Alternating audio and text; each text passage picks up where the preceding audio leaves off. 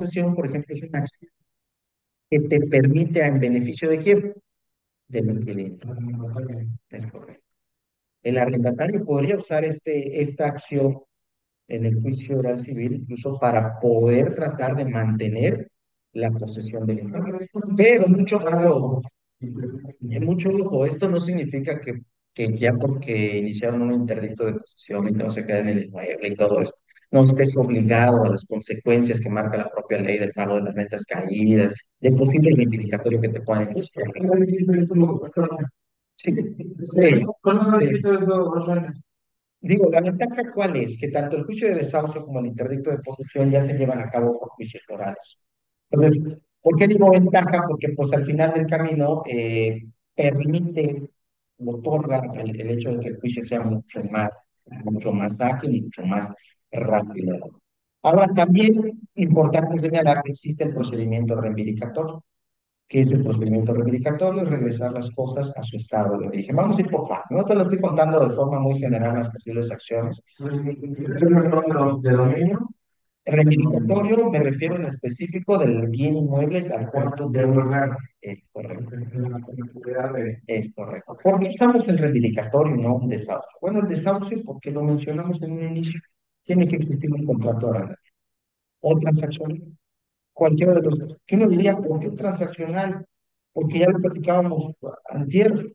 En ocasiones hacemos el transaccional con la intención de prevenir para que solamente entremos al procedimiento de ejecución en la vía de premio, pero no lo hacemos de forma correcta. Pues como no lo hacemos de forma correcta, no hacemos la ratificación como se debe llevar a cabo, eso no significa que pierda su validez. Obviamente, como lo platicaba el licenciado, lo único que va a provocar es que se adquiera todos los derechos de arrendamiento y una vez que se adquieren los derechos de arrendamiento, pues en automático se puede llevar el tema de desahucio, incluso con un procedimiento o incluso un tema de transaccional. De hecho, por ahí está un proyecto donde nosotros vimos la parte demandada, donde prácticamente el contrato que da origen al procedimiento de desahucio es un transaccional. Un procedimiento, un convenio transaccional de desocupación y entrega es el que presentaron. Y una vez que presentan este convenio transaccional, deciden ellos abrir el desahucio en virtud de que pues, no cumplía con las características. Entonces, estas son las acciones legales de las que vamos a ir platicando, conforme a lo que les voy planteando ahorita en las diapositivas y lo que va marcando la ley. Vamos a hacer la parte introductoria. Y antes de poder empezar, pues platicar y decir cómo prevenir. En el juicio Que me estoy descargando. podría ser. Los medios preparatorios solamente se van a aplicar si no tenemos ningún contrato. Podríamos acreditar, podríamos acreditar la obligación por medio de los medios preparatorios. Así es. Ya después podrías abrir el juicio. Es un examen de conducción que nos permite de manera pues es que es correcto, no puedes iniciar un juicio de desahucio si no tenemos el documento sí, porque tienes que tener sí o sí ese documento, ¿no? Entonces,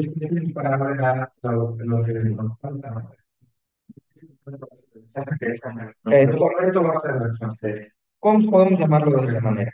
Digo, estas son las partes procesales que nosotros pues vamos a tener que tener en cuenta, ¿no? Sin embargo, independientemente de ello, obviamente tenemos que buscar la manera de cómo prevenir. Y la prevención, pues, es hacer las cosas de forma correcta. Tenemos muchas formas de la integración de la carpeta de investigación, ¿no? Pues muy dramático quizás hablar de una carpeta de investigación, pero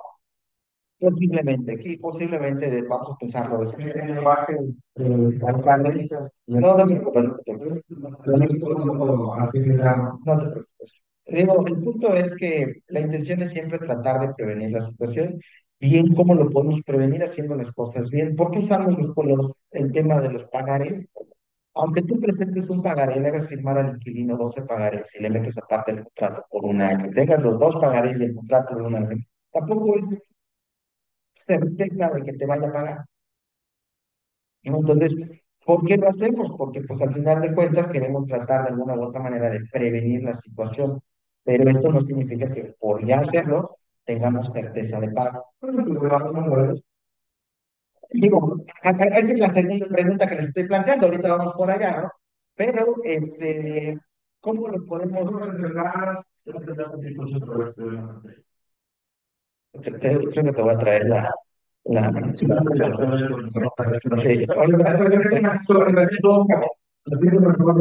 es correcto. Pero vamos a ir para allá, ¿no? Ahorita vamos por ese punto.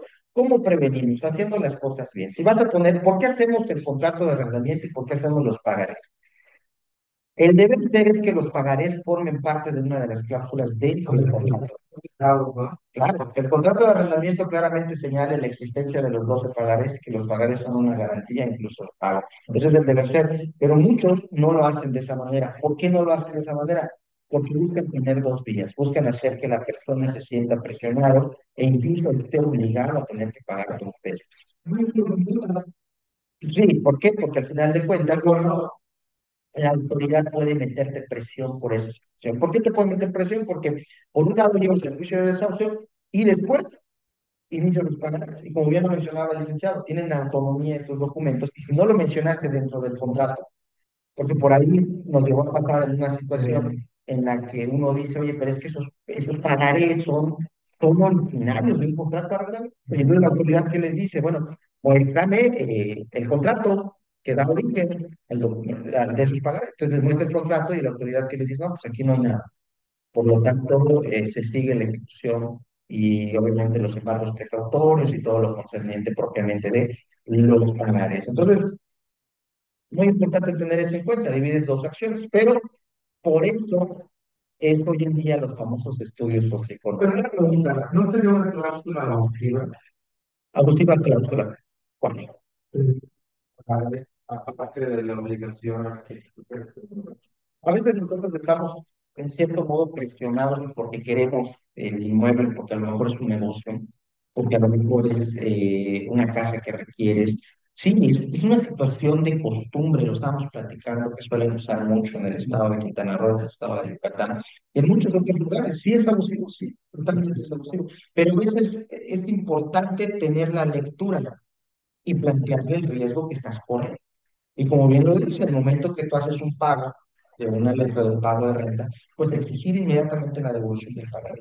Es como cuando nosotros aceptamos condiciones de trabajo que no son lo más apremiante, pero la aceptamos por la necesidad.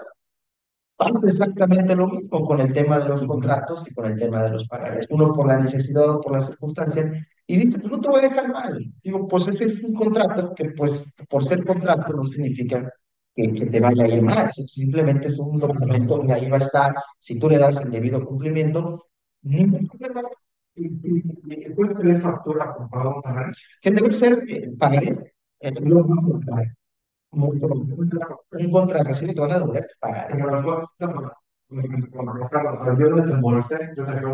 Bueno, una cosa es el tema del pagaré y otro tema es el de arrendamiento. Se supone que el deber ser en el tema de arrendamiento es que la persona que te está rentando esté dado de alta y te esté realizando la factura. El pagaré es totalmente autónomo, es independiente. No necesitamos un tema de facturación por la parte de los pagares. ¿Ya? ¿Por qué no lo necesitamos? El documento es autónomo, puede ser un préstamo, puede ser una situación, puede ser cualquier cosa. No necesitamos el tema de ahora. Tú cuando tengas que hacer la declaración correspondiente, hablarás sobre un ingreso adicional y ese ingreso adicional lo reportarás como un préstamo, una situación, ya será bronca según tu negocio, tu situación fiscal, tu persona física. Sí, eso lo checas directamente, eso lo checas directamente con el contador. El ingreso de capital. No, no mucho. El ingreso de capital, me refiero. El pagaré no tiene nada que ver.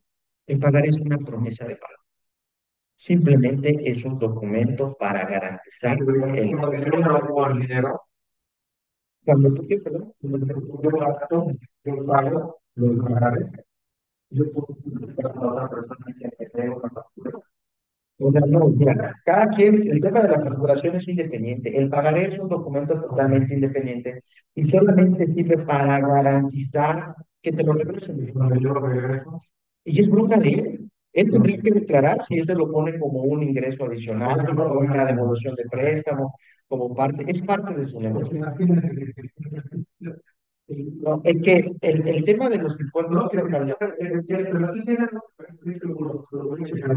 que quiere quitar yo.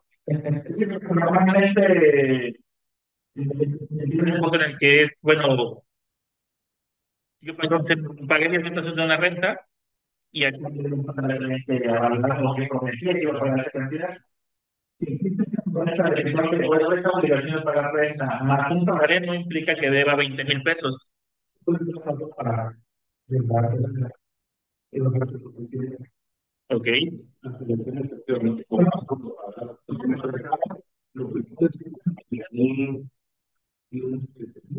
Nos va a activar su mismo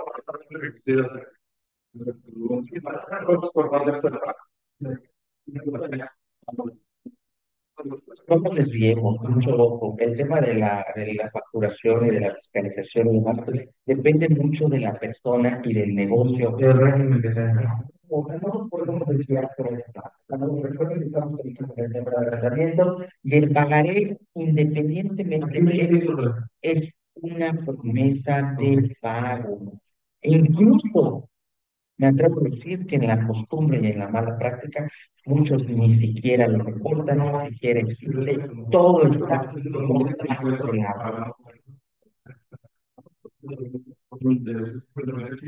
de lado.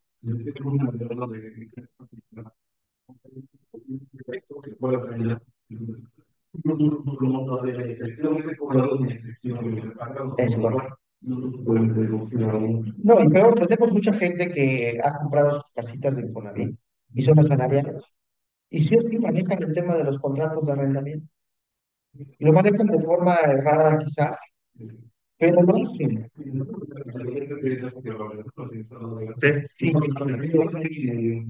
y la autoridad, fíjese cómo es el tema. Cuando iniciamos un juicio, la autoridad no nos pone como requisito que realmente me demuestres el cumplimiento de los obligaciones federales. Porque los obligaciones federales, claro, me cuesta el valor agregado. En el tema del juicio, no. Es totalmente, es porque se le generará el oficio correspondiente, pero eso no resuelve, no es parte del análisis. Los juicios son muy específicos. El mecanismo Lo reportarás, ajá, lo reportarás, pero no forma parte de la ley. La autoridad te pide tu constancia y situación fiscal, pero no te exige, como ello, que demuestres tu cumplimiento de la tarea. Nada más es el requisito. Es correcto. Ni siquiera te exige, ni siquiera te exige que tengas un régimen en específico. Claro que estás ante una autoridad, estás viéndote. Será nunca de una de las partes. Recuerden que el derecho, en la parte procesal, todo es a petición de parte. No podemos, ¿cuántas denuncias a veces pasan y nunca se entera la autoridad? ¿Por qué? Porque el derecho en sí es a petición de parte. Tienes tú que solicitarlo. Es parte de la estrategia, incluso cuando estamos en tema de pensiones alimenticias o algo, es parte de la estrategia a veces de los abogados tratar de solicitar que se giren los oficios correspondientes. ¿A dónde? A la Comisión Nacional de Banco de Valores, que se giren los oficios de todas las autoridades que tú consideres según tu estrategia jurídica. Que esa ya va a ser parte de un juez independiente de cada uno. Ahora, prevenir es el punto, antes de que podamos ir explicando todos los pasos de los procesos. Por eso maneja mucho el apartado del estudio socioeconómico hoy en día. ¿Por qué? Porque buscamos que la persona sea solvente. Si no es solvente, ¿cómo fregado le cobramos? Y la importancia es que sea solvente. A lo mejor no tiene bienes, pero tiene un buen trabajo. ¿Podemos embargar salarios? Sí, sí podemos embargar salarios. Todavía el 30% excedente después del salario. Sí, cualquier deuda de carácter civil o mercantil, tú puedes cobrar o embargar un salario 30% excedente, en el caso de que tengas un ingreso superior al salario mínimo, 30% excedente después del salario mínimo. Entonces, pero puedes hacerlo. Y se da el caso, se ha dado. Incluso los contratos de arrendamiento o los transaccionales son tan cuenta nominal, nominal. No, los cuantos no se meten, es económico, porque tu cuenta puede recibir muchos ingresos de todos lados. A la autoridad no le interesa el ingreso constante que tú recibes. En el supuesto de petición de parte, porque se da también el caso. Y bueno, es tan importante a veces esta situación que esto te puede prevenir incluso de una situación que llega a pasar, un desperfecto que llega a pasar. Les cuento una anécdota así súper rápida. Imagínense dos vertientes. Llega la persona, hace un contrato transaccional, mal elaborado, se entrega el contrato transaccional, pasa ante notario público, todo está perfecto, el departamento precioso, pasan 2 meses y el departamento se quema. Muy común. Bueno, no sé qué pasa, pero muy común.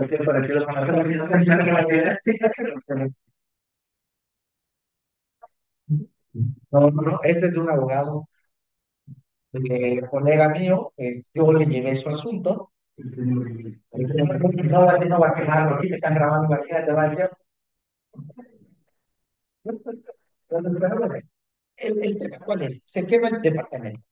Cuando se hacen los periciales, solamente él pues, presenta la denuncia y dice, pues, hay daños, me causaste una pérdida, un patrimonio y todo. Salen las periciales y se detecta a través de las periciales dentro de la investigación que fue producto de un accidente.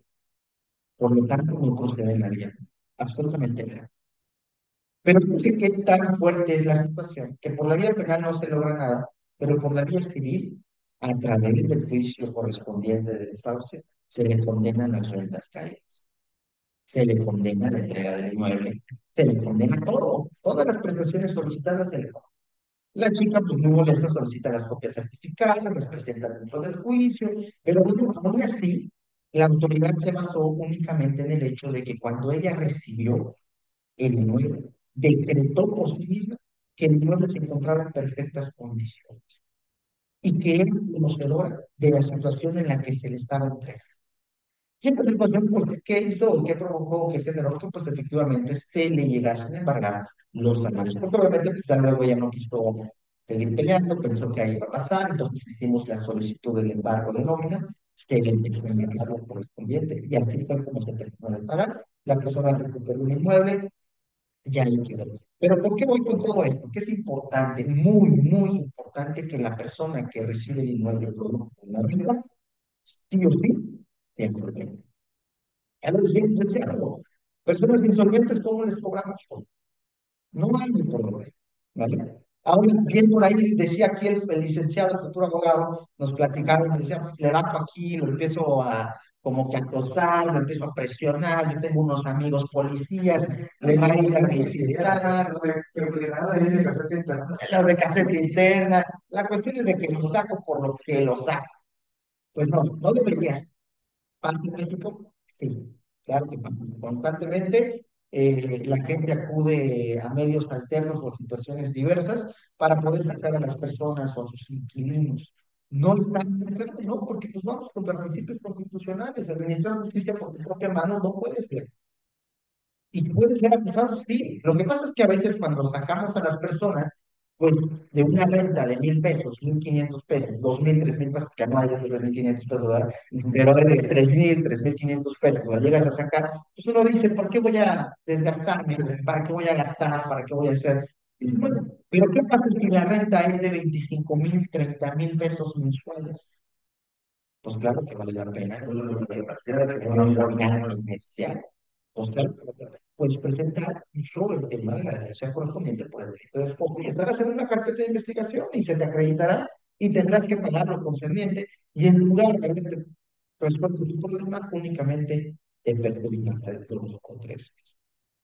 No significa que por ello digan, como el licenciado Luis Ricardo dijo que prácticamente puedo sacar a los de la renta chiquita, ya lo voy a hacer. No, también está mal, también puede ser acusado y pues por ende tener todo lo que puede ser. Que también está muy mal, chicos, no lo olviden, ¿no? Tampoco hay que hacer eso, es parte del show, pero no.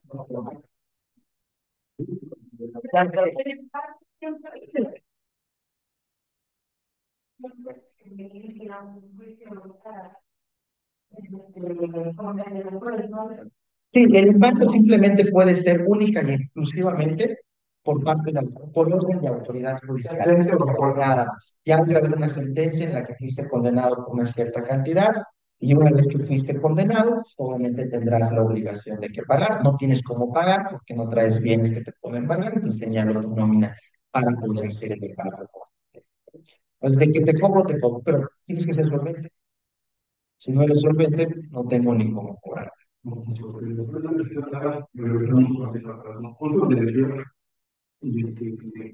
uso que te costumbre en la zona, te dan más de detalle para ver. Es un puesto en el que te dicen si quieres, es hacer un contrato y te voy a dar unos pagares que serían los recomendables. Ya estamos en ese supuesto.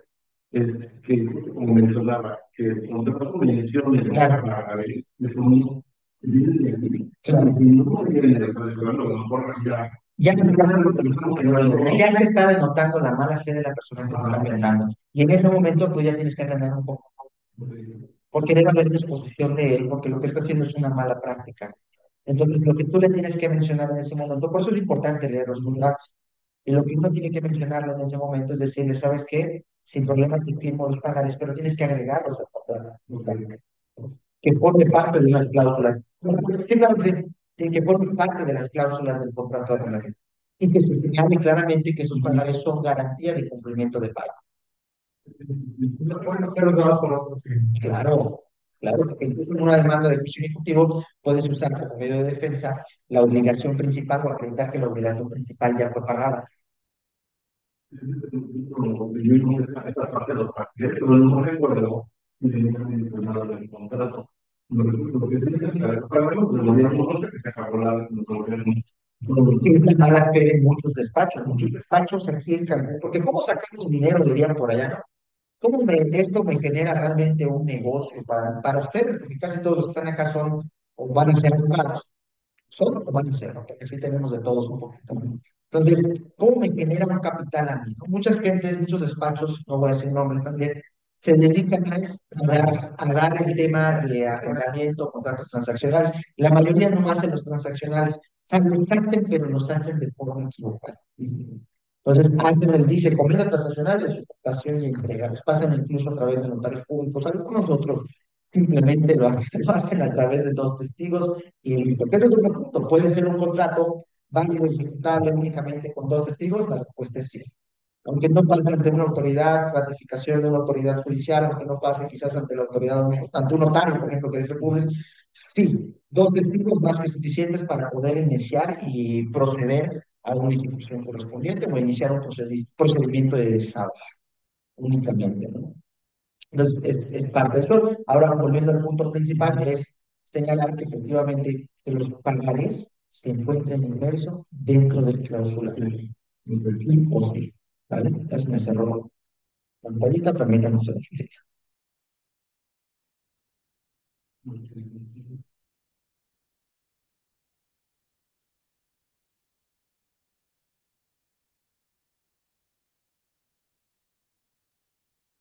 Creo que mi computadora también ahí para que lo traigan.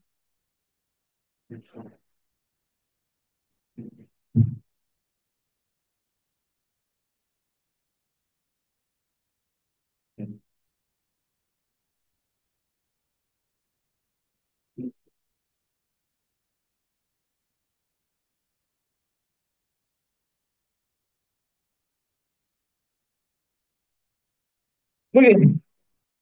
El procedimiento más aplicado, el más común, siempre va a ser el procedimiento de desahogo. La mayoría de la gente siempre lo aplica. Y muchos dirían, pero ¿quién regula o dónde se habla del procedimiento de desahogo en el marco legal? Es cuando nosotros acudimos directamente al Código de Procedimientos Civiles vigentes todavía para el Estado de Quintana Roo, que si bien es cierto, lo reitero, ya se viene el Código Único, el Código Nacional, perdón, de Procedimientos Civiles y Familiares, pero independientemente del Código Nacional de Procedimientos Civiles y Familiares, todavía tenemos que hacer caso al Código de Procedimientos Civiles para el Estado de Quintana Roo. Ok, y ahí claramente en el 892, por ahí me decían los alumnos, Lee, ¿cómo puedo saber si un procedimiento va a ser ordinario o oral? Decía, bueno, de entrada, uno vete a la ley y vete al artículo 892. El 892 es tu parte, es tu oportunidad que tú sepas cuáles son los procesos exclusivos de procedimientos orales aquí en el Estado federal. Y claramente nosotros ahí vamos a encontrar en el apartado 7 justamente el juicio del desahucio. Incluso en el procedimiento que traigo aquí, en uno de los ejemplos que traigo, estaba checando la demanda inicial y los abogados cometen pues, un error y señalan incluso artículos que ya se encuentran derogados. Pero bueno, eso ya es. Ya es broker cada quien. Aquí la situación es que el juicio de desahucio sí o sí está programado como juicio oral y para ello nosotros tenemos que basarnos propiamente en lo que marca el Código Procesal de la materia, pero también lo que marca a partir del 1004 de la misma ley. Y vamos para allá. Esta ley es el 1004, Código de Procedimientos Civiles.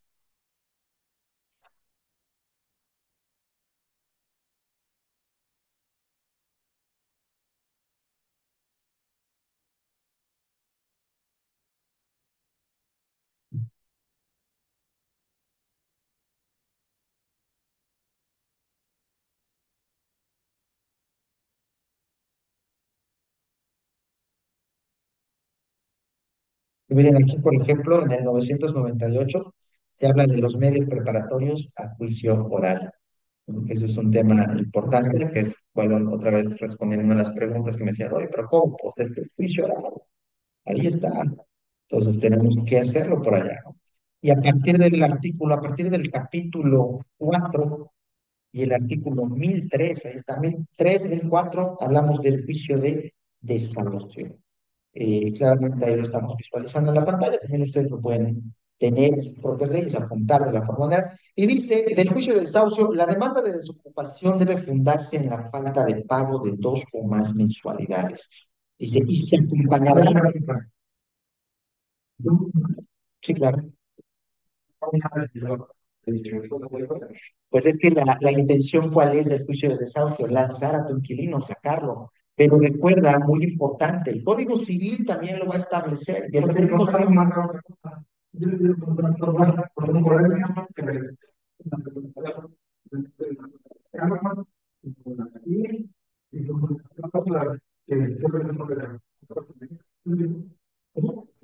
Sí, claro. Bueno, volviendo al punto principal. Yo sé que a veces hay muchas malas prácticas. Efectivamente hay muchas malas prácticas, pero el juicio de desahucio, la intención o el objetivo principal, ¿cuál va a ser? El lanzamiento. O sea, el lanzamiento del inquilino, ¿no? Las diapositivas.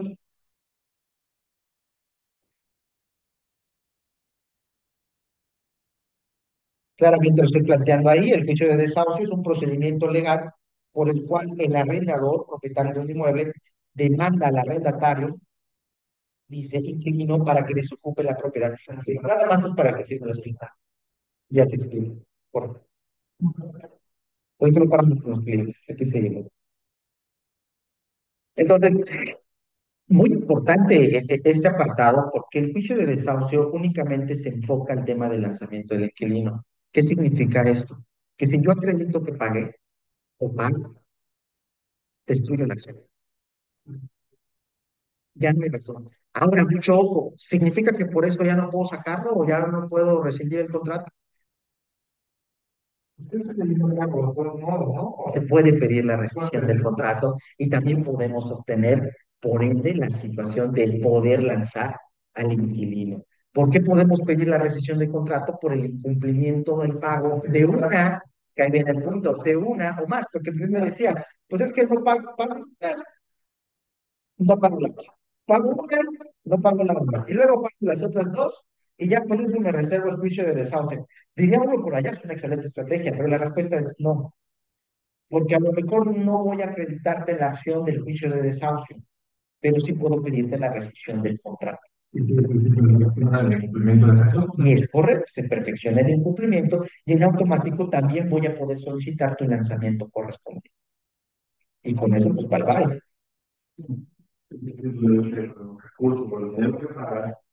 No sé cómo me dijeron que sabes que este dinero, que era dinero, no considera el febrero, dinero del siglo XX, yo creo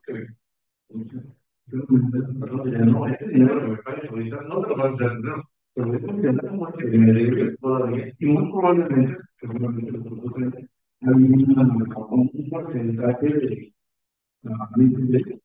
no me dejan los primeros 5 días de pago, después de eso empiezan a generar intereses. Nosotros te los digo por decirlo, ¿no? Que lo vamos a comunicar. No, esto de negocio no, eso es formado a la Sí, es correcto. O sea, y al final de cuentas, aunque yo te cobre, por ejemplo, la morosidad de 15 días y me pagues, ya tienes el incumplimiento. Y si tú podrías, si lo tienes plasmado en tu documento, tú podrías incluso solicitar la rescisión.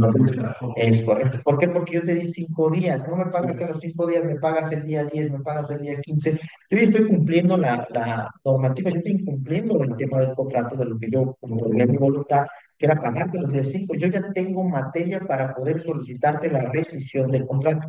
Que mucho nulidad, rescisión y obviamente el desahucio son acciones totalmente diferentes, ¿ok?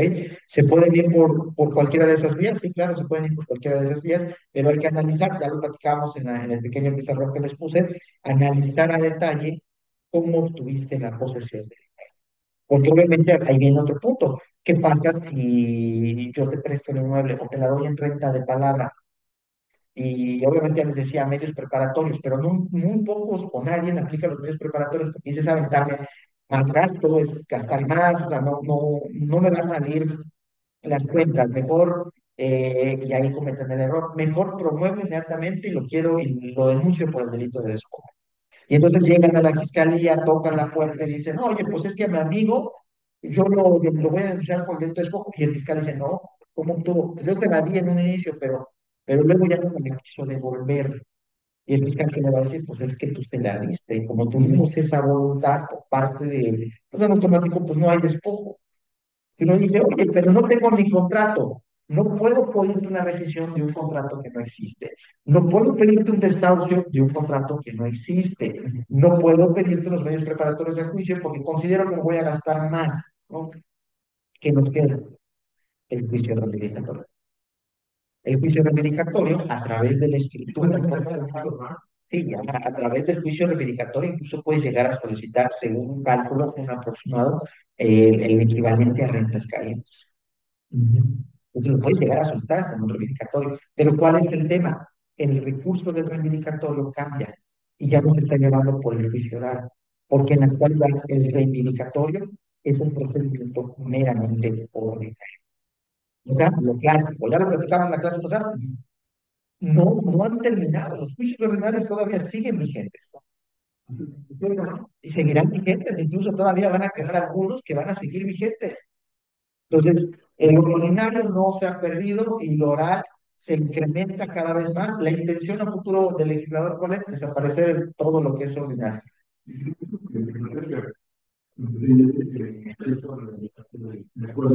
Acción, regresar las cosas a su estado de origen. Entonces, si tú eres el dueño y por ser dueño tienes todos los derechos de posesión, regresar las cosas a su estado de origen es que me devuelvan a mí la posesión.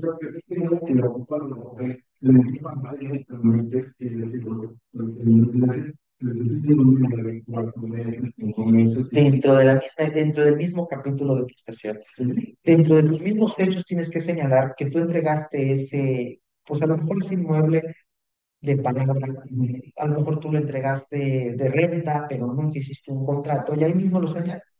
Recuerda que el derecho es a petición de pago. Tú en tu capítulo de prestaciones, tú solicitas solicita los gastos de costas, solicita el equivalente a rentas caídas, solicita el equivalente. ¿Por qué? Porque si lo logras acreditar, una cosa es pedir y otra cosa es acreditar. Obviamente, la misma ley lo señala. La ley, ¿qué es lo que te señala? Dice, el actor está obligado a comprobar la veracidad de sus hechos y el demandado está obligado a comprobar la veracidad de sus percepciones. De ahí el código procesal lo marca.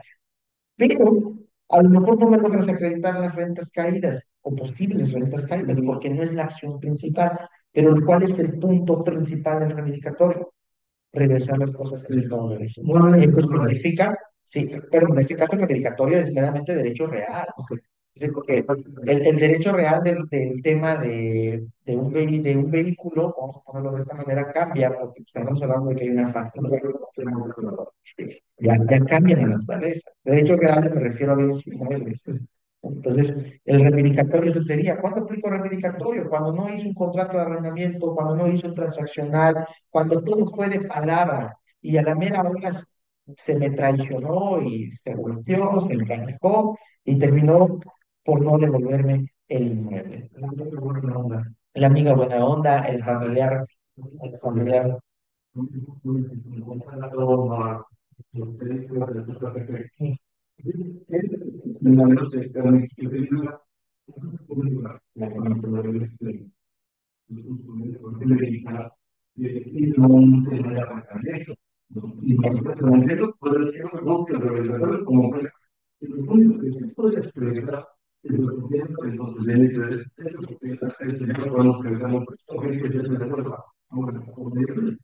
Eso ya